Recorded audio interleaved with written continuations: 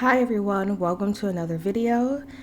Today we are going to compare Holbein and Engram gouache. I have both of these artist quality gouache in my growing collection, and both I've used for more than 6 months. These brands are pretty popular in the artist community. However, I do see more people using Holbein gouache now than Engram, but that might just be my side of YouTube, and you might see things differently than I do. Picking your first set of artist quality gouache can be a pretty daunting process, and it's hard to know what brand is best for your dollar. I would always recommend trying a primary set or maybe a few colors from a brand that you like. That way you don't shell out too much when trying to decide which brand of gouache or watercolors or whatever you're interested in is the right fit for you. That's what I did with my Engram gouache. I had the primary set, and then I later purchased a couple of random colors that I was interested in.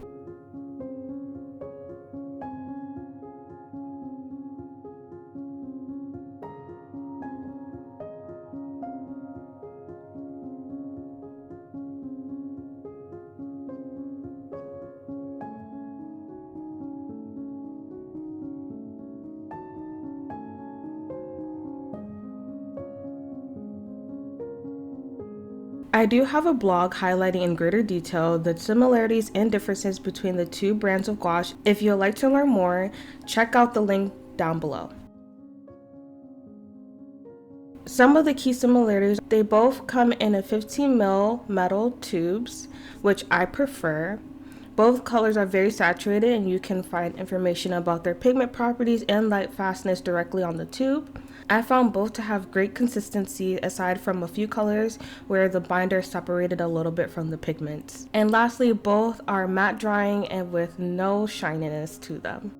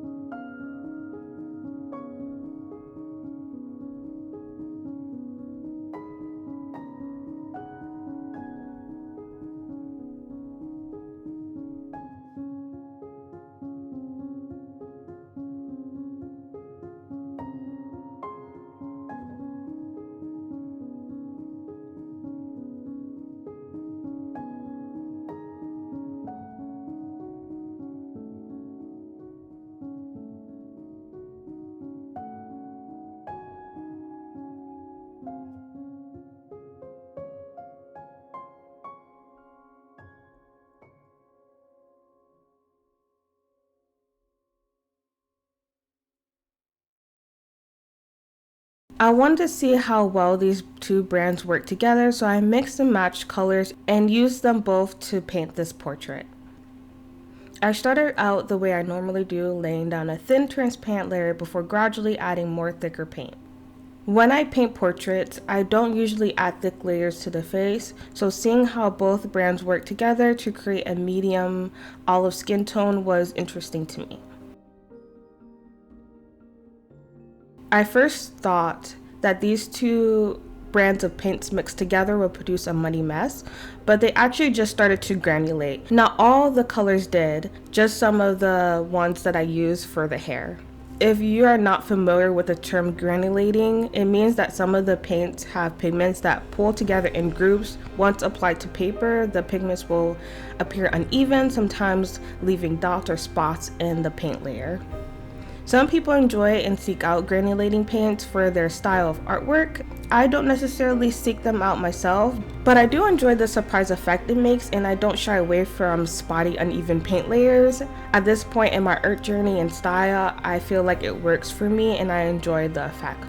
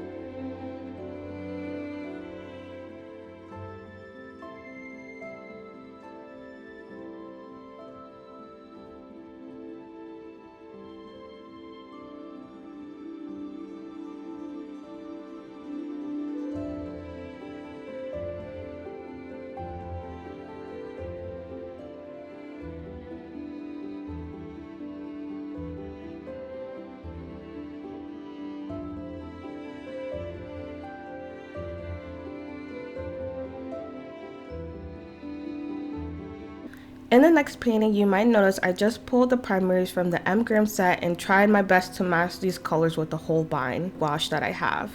Because I don't have the primary set of the Holbein and they're not included in the set that I have, I tried my best to match the colors as a comparison.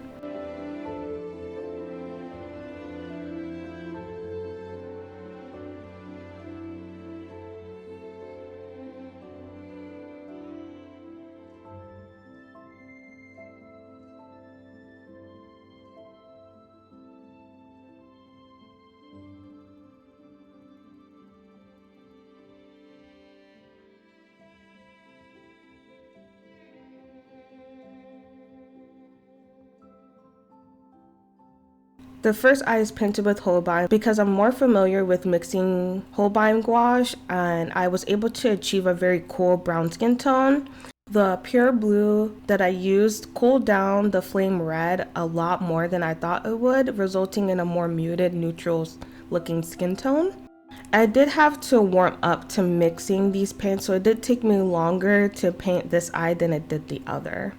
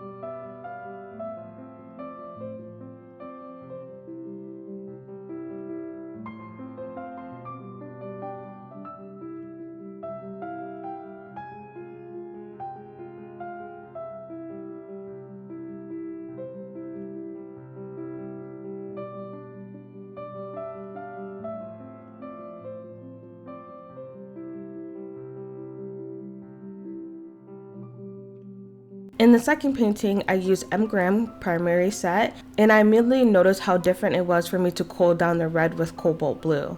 I had a harder time matching the deep skin tone that I was able to achieve with Holbein. Again, this is not an exact comparison of the primary sets because I don't own the primary set of Holbein gouache, so the pigments are slightly off from each other. For example, Flame Red from Holbein is made from PR9, a common pigment found in permanent red, vermilion hue, cadmium red hue, and it has a bright yellow red / blue pink undertone, while Naphthol Red from M-gram is made from PR112. Is a common pigment used in alizarin crimson light, cadmium red hue as well, and permanent red, and it has an intense bright yellowish red undertone. According to my findings, they are both from the same family. The only difference I could find was the light fastness. PR112 is more light fast than PR9, and the undertones are slightly different. So it very well could have been the blues that threw everything off and caused the greatest difference. I'm not really sure, but I will link all my resources down below if you are interested in exploring pigments as well. Overall, the M-gram eye is noticeably a lot warmer than the Holbein because of the different pigment properties. Both I feel turned out great in their own way, and depending on your style of painting, they both can work just fine. In the future, I want to dive deeper into pigments of different brands and make a set gouache palette that works for my style and what is visually appealing to me. I'm excited to explore the world of gouache paints and pigments and stuff, and I hope you will continue to follow me into this rabbit hole.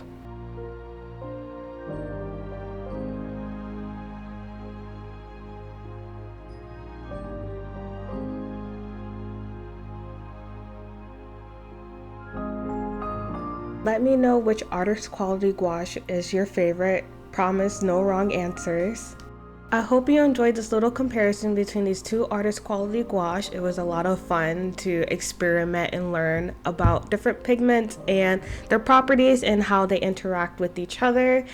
If you are interested in keeping up to date on future projects, feel free to subscribe here and follow me on Instagram, and I'll catch you in the next one. Bye!